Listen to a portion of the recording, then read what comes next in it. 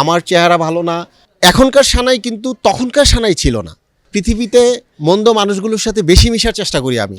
কোন আত্মবিশ্বাস থেকে আপনি নায়ক হতে চাইলেন বা নায়ক হচ্ছেন? আমি কিন্তু জোর করে আপনার অভিনেতা হই নাই। মানুষ আমাকে রিসিভ করছে পরে আমি অভিনেতা হয়েছি। আমার চেহারা ভালো না, আমি ফিল্মের হিরো হওয়ার যোগ্য না, এটা কিন্তু আমি অকপটে আমি নিজে স্বীকার করি।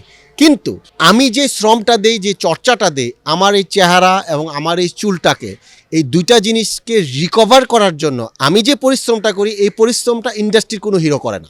আমি একটা সিনেমার স্ক্রিপ্ট পাওয়ার পর আমি এই সিনেমাটা নিয়ে পুরা ছবিটা আমি আগে আমার নিজের সাথে অভিনয় করি। এই পুরা ছবিটা আমি আয়নার সামনে আমার নিজের সাথে আমি অভিনয় করি যে আমার হচ্ছে কিনা। দেন আমি ক্যামেরার পাশে যাই। আমি যেভাবে শ্রম দেই, আমার এই চুল এবং আলহামদুলিল্লাহ আমার যে চেহারা, এই চেহারাকে কাভার দেওয়ার জন্য আমি অভিনয়টাকে আপনার ক্যামেরা স্ক্রিনে শক্তিশালী করার জন্য যা করা দরকার আমি তা করি। 1.5 কোটি টাকা ইনভেস্ট করে আমাকে একটা ছবিতে নেওয়া হয়। তখন এই ছবির প্রচারণা থেকে শুরু করে আমি সর্বাঙ্গে আমি প্রযোজক মহোদয়কে, পরিচালক মহোদয়কে সহযোগিতা করি এবং তাদের টাকা হল থেকে উঠে আসে। দর্শকও খুশি, আমি রাসেল মিয়াও খুশি, আমার প্রযোজকও খুশি। 2022 সালে ঈদ ছাড়া আমি রাসেল মিয়া ছবি ব্যবসা সফল হয়েছে।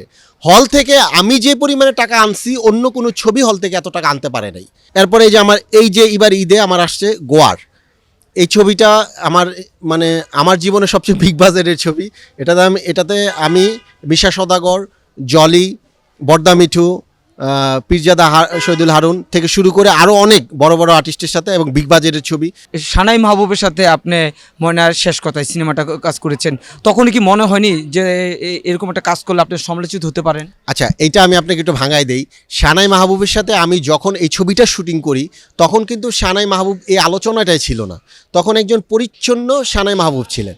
এই ছবিটা শুটিং করে ফেলছি অনেক আগে, রিলিজ করছে অনেক পরে, যার কারণে এখনকার সানাই কিন্তু তখনকার সানাই ছিল না। আমি তখনকার সানাইয়ের সাথে শুটিং করেছি, এখনকার সানাইয়ের সাথে না। এখনকার সানাইয়ের সাথে কি কাজ করার কোনো আগ্রহ নেই?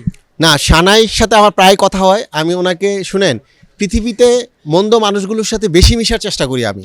কারণ একজন মানুষ পরিবেশ এর কারণে সে মন্দ হয়ে যাবে, তার জন্য তাকে আপনি ইগনোর করবেন? আমি সানাইয়ের সাথে কথা হলে আমি বলি তাকে, সে আমার সিনেমায় বুবু ছিল, আমি এখনও তাকে বলি বুবু এটা এইভাবে করেন, যা হওয়ার হয়েছে নিজেকে সংশোধন করে একটু ভালোভাবে আসেন। হেলেনা জাহাঙ্গীর বিশিষ্ট ব্যবসায়ী, উনার পাশাপাশি আপনাকে কেন থাকতে হতো? আচ্ছা, এটা একটা প্রশ্ন করি। দেখেন, হেলেনা জাহাঙ্গীর, ওনাকে আমি কখনো মা বলি, কখনো আমি বড় বোন বলি। ওনাকে ভালোবাসার কারণ হচ্ছে, দেখেন এই যে ধরেন রোজার ঈদে আমি ওনার বাসায় যতক্ষণ পর্যন্ত না যাব ততক্ষণ পর্যন্ত আপা শ্যামাইটা মুখে দিবে না।